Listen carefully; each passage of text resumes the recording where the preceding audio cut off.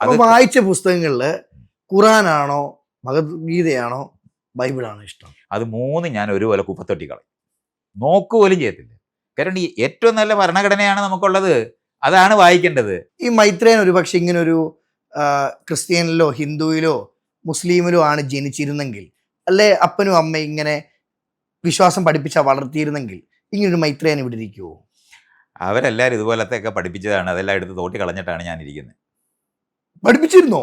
പഠിപ്പിച്ചിരുന്നു. അവിടെ ഞാൻ പോയിട്ട് 10 കൊല്ലത്തോളം ഈ ഇന്ത്യൻ ഫിലോസഫി പഠിച്ച ഒരുത്തനു. ഓക്കെ, ആ കഥയൊന്ന് പങ്കുവെക്കുവോ? 21ാമത്തെ വയസ്സ് വീട് വിട്ടുപോയി ഞാൻ ശരിക്കും പറഞ്ഞാൽ സന്യസിക്കാനല്ല പോയത്. പഠിച്ചത് ഒരു വേൾഡ് ഗവൺമെൻറ് ഉണ്ടാക്കാൻ പറ്റുമെന്നൊക്കെ പറഞ്ഞ് അവർ എന്നെ പറഞ്ഞു പറ്റിച്ചതാണെന്ന് പറയേണ്ടി വരും. അവരെഴുതിയ ഒരു പ്രോസ്പെക്ടസ് വായിച്ചിട്ടാണ് ഞാൻ പോകുന്നത്. ഈസ്റ്റ് വെസ്റ്റ് യൂണിവേഴ്സിറ്റി ഓഫ് ബ്രഹ്മവിദ്യ. അതിനകത്ത് ഇങ്ങനെ ഉണ്ട്, മതിലുകളില്ലാതെയും സർട്ടിഫിക്കറ്റ് ഇല്ലാതെയും ഇഷ്ടമുള്ളവരുടെ കൂടെ നിന്ന് പഠിക്കാം എന്നൊക്കെ പറഞ്ഞിട്ടുള്ള ഒരു പുസ്തകമാണ്, ഒരു പ്രോസ്പെക്ടസ്. യൂണിവേഴ്സിറ്റിയിൽ നിന്നാണ് അത് വായിച്ചിട്ടാണ് പോകുന്നത്. അവിടെ ചെന്നപ്പോൾ നാരായണ ഗുരുകുലത്തിന് ഒരു സബ്സിഡറി ആയിട്ട് ഉണ്ടായിരിക്കുന്ന സാധനമായിട്ടാണ് പഠിപ്പിക്കുന്നത്. അപ്പോൾ നാരായണ ഗുരുവിൻ്റെ ഫിലോസഫിയും സാധനങ്ങളും ഇന്ത്യൻ ഫിലോസഫി എല്ലാം പഠിച്ച് സകല ബൈബിളും ഖുറാനും എല്ലാം ഇരുന്ന് വായിച്ച് ഇതെല്ലാം മനസ്സിലായപ്പോഴാണ് കാശിനുള്ളതിലെന്ന് മനസ്സിലായി. അത് ഞാൻ അവിടെ വിട്ടിട്ട് പോകും. പിന്നെ അങ്ങോട്ട് നോക്കേണ്ടി വന്നിട്ടില്ല. 9 വർഷം അവിടെ ഉണ്ടായിരുന്നു. അത് കഴിഞ്ഞ് 2 കൊല്ലം കൊണ്ട് ഞാൻ തന്നെത്താനും പ്രാക്ടീസ് ചെയ്യും. ഇനി അവർ പഠിപ്പിക്കുന്നതിനല്ല, നമ്മൾ തന്നെത്താൻ പ്രാക്ടീസ് ചെയ്തും കൂടെ നോക്കാം. അതും നോക്കി കാശിന് കൊള്ളത്തിലെന്ന് ബോധ്യമായതിനു ശേഷം കളഞ്ഞിട്ടുള്ളതാണ്. എല്ലാം മനസ്സിലാക്കി തിരിച്ചറിഞ്ഞതിന് ശേഷം കളഞ്ഞതാ. ഇയാൾക്ക് ഞാൻ ഭഗവത്ഗീതയും പഠിപ്പിക്കാൻ അറിയാം, ഈ ഉപനിഷത്തും പഠിപ്പിക്കാൻ അറിയാം, നാരായണൻ്റെ കൃതിയും ശങ്കരാചാര്യരുടെ കൃതി ഇതെല്ലാം വായിച്ച് എനിക്കിതൊക്കെ പഠിപ്പിക്കാൻ അറിയാം. അത് പഠിപ്പിക്കാൻ അറിയാം, ബൈബിളും പഠിപ്പിക്കാൻ അറിയാം. ഇതൊക്കെ പഠിപ്പിക്കാൻ അറിയാവുന്ന ആൾ തന്നെയാണ്. അത് അറിയുമ്പോൾ തന്നെ കാശിന് കൊള്ളത്തില്ലെന്നാണ് ഞാൻ ഈ പറയുന്നത്. അതിനേക്കാളും മെച്ചപ്പെട്ട സാധനം നമുക്ക് ഇന്ന് എഴുതാം. ഞാൻ പഴയ ഓർമ്മകളിലേക്ക് ഒന്ന് കൊണ്ടുപോയിക്കോട്ടെ. ഇത് ഞാനും ചേച്ചിയും കൊണ്ടിരിക്കുന്നത്. ഒന്ന് ആ ഫോട്ടോയെ പറ്റി ഒന്ന് പറയുമോ? എന്താണ് ഞങ്ങൾ രണ്ടുപേരും കൂടെ എനിക്കൊന്ന് കനി ഉണ്ടാകുന്നതിന് മുമ്പുള്ള പടമാണ്. അന്നൊരു ഉശിരനാണല്ലോ, ഇന്ന് ഉശിരന് കുറവൊന്നുമില്ല. അല്ല, അന്ന് സത്യത്തിൽ ഞാനന്ന് മെലിഞ്ഞായിരിക്കുന്നത്. ഞാനൊരു ബോഡി ബിൽഡറും വെയിറ്റ് ലിഫ്റ്ററും ആയിരുന്നു.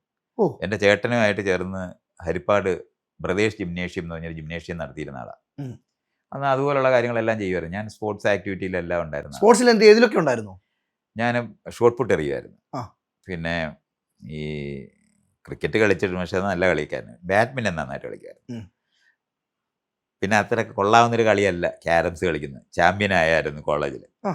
എൻ്റെ പാർട്ട്ണറായിട്ട് ജയിച്ചത് ഭീമൻ രഘുവാണ്. സിനിമാടൻ. അത് അയാൾക്കിപ്പോൾ എന്നെ അറിഞ്ഞുകൂടായിരിക്കും. ഞാനാണ് കാണട്ടെ. അല്ല, ഭീമൻ രഘുവിന് ഇപ്പം അറിയാമായിരിക്കും. അന്ന് എൻ്റെ ചേട്ടനും ഞാനും കൂടെ പോയിട്ടാണ് അവിടെ ആലപ്പുഴയിലെ സ്വാമി ജിംനേഷ്യം എന്ന് പറഞ്ഞ ജിംനേഷ്യത്തിനകത്ത് ഇവരെല്ലാവരും ഉണ്ട്. ഈ രഘുവൊക്കെ അതിനകത്ത് ഒരാളാണ്. അവിടെ പൈ എന്ന് പറഞ്ഞ ഒരുത്തനുണ്ടായിരുന്നു, ഒരു ഉണ്ണികൃഷ്ണനുണ്ട്. ഇവരെല്ലാവരും വെയിറ്റ് ലിഫ്റ്റേഴ്സും ബോഡി ബിൽഡേഴ്സും ആയിരുന്നു.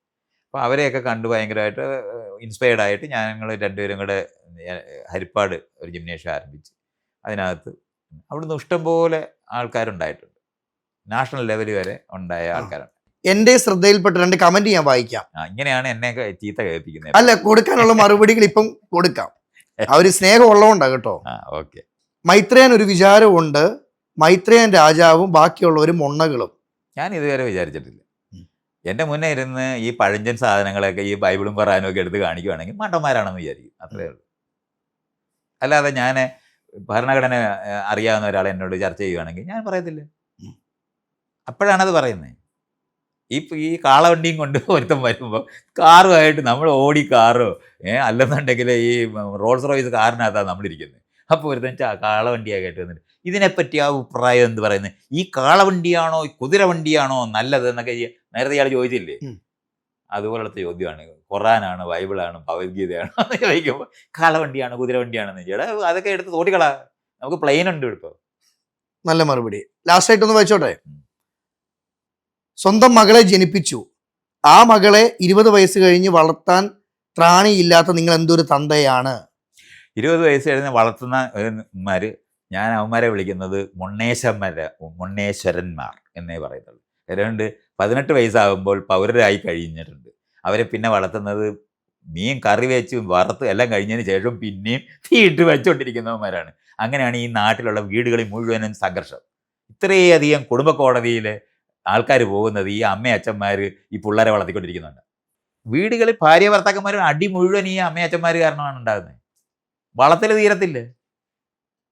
സ്വന്തമായിട്ട് തിരഞ്ഞെടുത്ത് അവരുടെ കൂടെ പോയിട്ട് അതിൽ പുതിയ യൂണിറ്റ് ആണെന്നെങ്കിലും അറിയണ്ടേ. അവിടെ പോവും, അഭിപ്രായം പറയും, അടിപ്പിക്കും. എന്നിട്ട് അതുങ്ങളെല്ലാം തിരിച്ച് വീട്ടിൽ വന്നിട്ട് അവരെ നോക്കിക്കാനും പറ്റുമെന്ന് നോക്കും. ഇതാണ് ഈ ചെയ്തുകൊണ്ടിരിക്കുന്നത്. ഇവരാണ് വളർത്തലുകാർ. അപ്പൊ അവസാനം ഒരു ഫോട്ടോ കൂടെ കാണിക്കാം. ലാസ്റ്റ് ചിത്രം. സിനിമകളിൽ അഭിനയിച്ചു. ബിരിയാണി കണ്ടോ പടം? ഞാൻ എല്ലാ പടവും കണ്ടു. ഇഷ്ടപ്പെട്ട പടം എന്തുവാ? അഭിനയിച്ച പടങ്ങളെല്ലാം അവൾക്ക് ഏറ്റവും ഇഷ്ടപ്പെട്ടത് ഗേൾസ് വിൽ ബി ഗേൾസ് എന്ന് പറയുന്നത് ഇഷ്ടപ്പെട്ടു. അതാണ് ഞാൻ അവളെ അഭിനയിച്ചതല്ലേ എനിക്ക് ഏറ്റവും ഇഷ്ടപ്പെട്ടത്. രണ്ടാമത് പിന്നെ ഓൾവി, അത് 2-3 ഉണ്ട്. മലയാള സിനിമകളെക്കാൾ മകൾ പറന്നല്ലോ. അത് അവളുടെ കഴിവല്ലേ.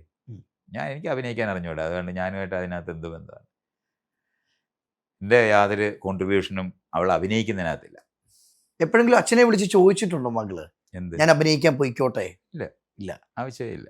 എൻ്റെ ആവശ്യം ഒരിക്കലും വരത്തില്ല. അവൾ അഭിനയിക്കാൻ പോകുന്നത് അവളുടെ കൂട്ടുകാർ അവരുടെ അടുത്ത് ചോദിക്കുന്നതാണ്. അവൾ അഭിനയിക്കാൻ ചെല്ലുമോ എന്ന് ചോദിച്ച്, നാടകത്തിനകത്ത് അഭിനയിക്കാൻ ചെല്ലുമോ എന്ന് ചോദിച്ചതാണ്.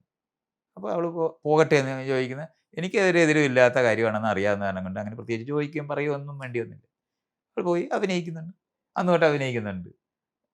തെരുവ് നാടകങ്ങളിലൊക്കെ ആയിരുന്നു ആദ്യം അഭിനയിക്കുന്നത്. അതൊക്കെ കഴിഞ്ഞിട്ടാണ് നാടകങ്ങളിലൊക്കെ അഭിനയിച്ച്, അതിനുശേഷം സീരിയലിലൊക്കെ അഭിനയിച്ച്, ഇതൊക്കെ കഴിഞ്ഞിട്ട് സിനിമകളിൽ അഭിനയിക്കുന്നത്. അതിലൊരു അഭിമാനമില്ലേ അച്ഛന്? അഭിമാനമല്ല, സന്തോഷമുള്ളത്. സന്തോഷം. അഭിമാനം എന്ന് പറയുന്നത് ഒരു നല്ല വികാരമല്ല. ഓക്കെ. പ്രൈഡ് എന്ന് പറയുന്നത്, pride goes before A fall എന്ന് പറയുന്നില്ലേ, ആ പ്രൈഡ് അത്ര മെച്ചപ്പെട്ട, മറ്റുള്ളവരെ തോപ്പിച്ച് എന്തോ ഉണ്ടാക്കുന്ന ഒരു സാധനത്തിനെയാണ് പ്രൈഡ് എന്ന് പറയുന്നത്. ഐ എം പ്രൗഡ് ഓഫ് എന്ന് പറയുന്നത്, I am not proud of anything. ഈ താടി എടുത്ത് മാറ്റിയോ താഴത്തെ? അതെടുത്ത്, താടിയില്ലാതെ ഞാൻ ജീവിക്കത്തില്ലെന്ന് അമ്മമാർക്ക് പറയുന്ന പോലെ. ആര് പറഞ്ഞു? ആൾക്കാരിങ്ങനെ മീശയാണ് നമ്മുടെ ഒരു എന്താണ് ഐഡന്റിറ്റിയോ? ഐഡന്റിറ്റി എന്നൊക്കെ പറഞ്ഞില്ല. അപ്പം എടുക്കും.